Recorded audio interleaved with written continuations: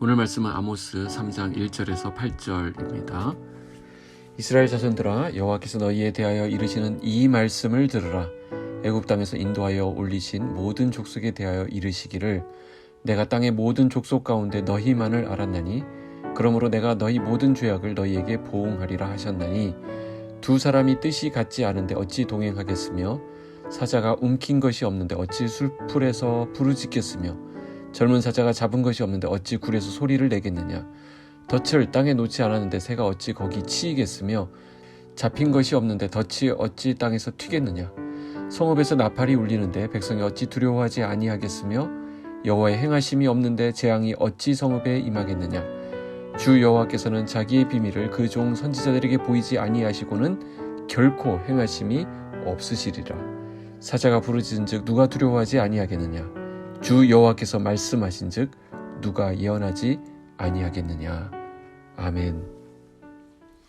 하나님은 땅의 모든 족속 가운데 이스라엘을 그의 백성으로 선택하셨습니다. 하나님께서 거룩하시기 때문에 그 백성된 이스라엘은 마땅히 거룩해야만 했습니다.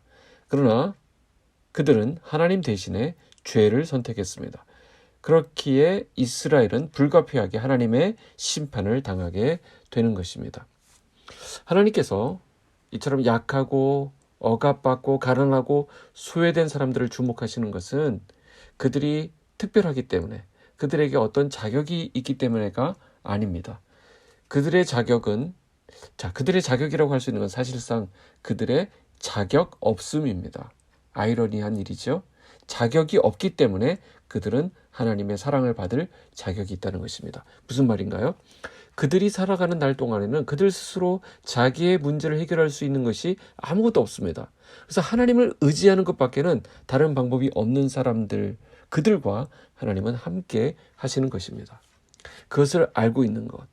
그래서 그들이 진정으로 사는 길은 하나님을 의지하고 사는 것입니다. 하나님 말씀을 따라 사는 것밖에 다른 길이 없다는 것을 아는 것이 하나님 백성의 정체성입니다. 그런데 이스라엘 백성들은 바로 그것을 잊어버렸던 것입니다. 그래서 하나님은 이제 그들을 심판하시겠다라고 선언하십니다. 1절 2절에 이스라엘 자손들아, 여호와께서 너희에 대하여 이르시는 이 말씀을 들으라. 애굽 땅에서 인도하여 올리신 모든 족속에 대하여 이르시기를, 내가 땅의 모든 족속 가운데 너희만을 알았나니 그러므로 내가 너희 모든 죄악을 너희에게 보응하리라 하셨나니. 자, 여기 보시면 하나님께서 이스라엘을 심판하시는 것은 그들이 하나님과 특별한 관계 속에 있기 때문이라고 말씀하고 있습니다. 땅의 모든 족속 가운데 이스라엘만을 알았다라고 말씀하죠. 너희만을 알았나니. 하나님은 이스라엘 백성을 선택하여 그 백성을 통해 하나님이 살아계심을 온 천하에, 온 만방에 알리시기를 원하셨습니다. 아까도 말씀드렸듯이 이스라엘 백성이 특별한 사랑을 받을 만한 어떤 자격이 있어서 선택된 것이 아니죠. 오히려 부족함 투성임에도 그것은 하나님의 전적인 은혜 때문에 그들이 선택된 것이었습니다. 하지만 이스라엘 백성은 하나님의 은혜를 은혜로 여기지 않았습니다. 그래서 주님께로 향한 그 길을 벗어나서 자기의 이기적인 탐욕을 쫓는 그 길에 들어서게 된 것입니다. 그래서 하나님의 보응을 피할 수 없게 되어버렸습니다. 3절부터 5절입니다. 두 사람이 뜻이 같지 않은데 어찌 동행하겠으며 사자가 움킨 것이 없는데 어찌 숲풀에서 부르짖겠으며 젊은 사자가 잡은 것이 없는데 어찌 굴에서 소리를 내겠느냐. 덫을 땅에 놓지 않았는데 새가 어찌 거기 치이겠으며 잡힌 것이 없는데 덫이 어찌 땅에서 튀겠느냐.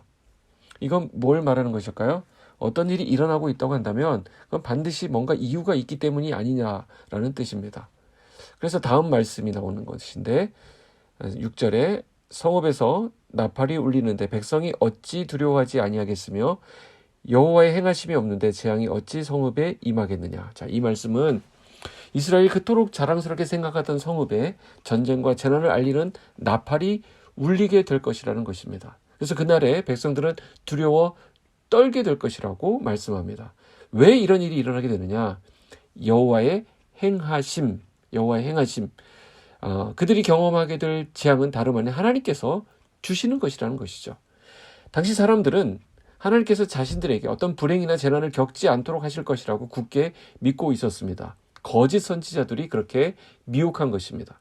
하나님이 선택한 백성들에게는 특별히 언제나 복을 주시고 보호해 주시지 고난을 또는 어려움을 당하게 내버려 두지 않으실 것이다 라고 거짓 선지자들이 선동한 것입니다. 그러나 하나님은 아모스를 통해서 그들에게 재앙을 내려 징계하시겠다라고 말씀합니다. 하나님이 그들을 따끔하게 심판하시겠다라는 것입니다. 7절 8절 주 여호와께서는 자기의 비밀을 그 종 선지자들에게 보이지 아니하시고는 결코 행하심이 없으시리라. 사자가 부르짖은즉 누가 두려워하지 아니하겠느냐. 주 여호와께서 말씀하신즉 누가 예언하지 아니하겠느냐.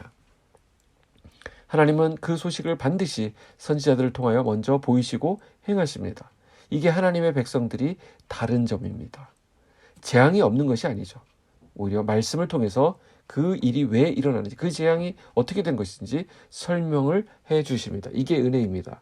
그래서 하나님은 그 소식을 아모스를 불러서 이제 사자가 마치 부르짖는 것처럼 부르짖으라고 말씀하신 것입니다. 그러니 아모스 선지자 입장에서는 내가 어떻게 예언하지 않을 수 있겠느냐라고 하고 있는 것이죠. 여기에 우리 하나님의 마음이 나타납니다. 하나님의 징계는 넘어지게 하는 것이 아니라 연단해서 바르게 세우기 위함이라는 것입니다. 뭘 통해서 알 수 있죠? 그것을 말씀을 통해서 알려주고 계시기 때문입니다. 그리고 그 연단 끝에는 정의와 평화의 열매를 맺게 하시는 훈련을 지금 펼치고 계시는 것입니다.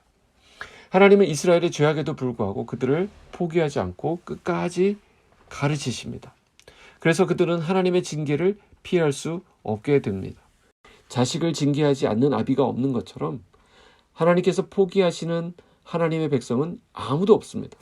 히브리서는 그 징계를 그래서 우습게 여겨서도 안 되고 또한 그 가운데 낙심해서도 안 된다라고 가르칩니다. 하늘 아버지의 사랑이 그 안에 담겨 있기 때문입니다. 우리는 어려운 가운데 낙심해서는 안 됩니다. 오히려 하나님을 붙들고 하나님을 신뢰하는 기회로 삼아야 합니다. 그래서 우리는 뜻하지 않는 어려움을 만나게 될 때 더욱 하나님의 말씀에 귀를 기울여야 합니다. 주님의 말씀 앞에 더 가까이 나아가야 합니다. 우리를 새롭게 하시는 하나님의 놀라운 섭리, 놀라운 인도하심을 바라보면서 오늘을 인내할 수 있어야 됩니다. 하나님은 반드시 좋은 날을 주실 것이고 우리를 올바르게 인도하실 것입니다. 기도하겠습니다. 사랑의 하나님 아버지 감사합니다. 이 아침에도 말씀 주셔서 감사합니다. 하나님의 신실하심과 변함없는 사랑을 오늘 이 말씀을 통해서 확인합니다. 우리 뜻대로 되지 않는, 때로는 고난 가운데 놓이게 되면서 원망하고 낙심할 때도 있지만 오늘 우리에게 주신 말씀처럼 우리에게 주어진 은혜가 어떤 은혜인지를 늘 생각하게 하여 주시옵소서.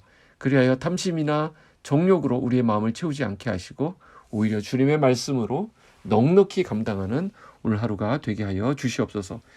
무엇보다 우리를 향한 주님의 애절한 사랑을 깨닫게 하시고 주어진 하루하루의 삶에서 겸손하게 주님을 붙잡게 하여 주시옵소서. 오늘도 우리 옆에 붙여주신 사람들을 만나게 됩니다.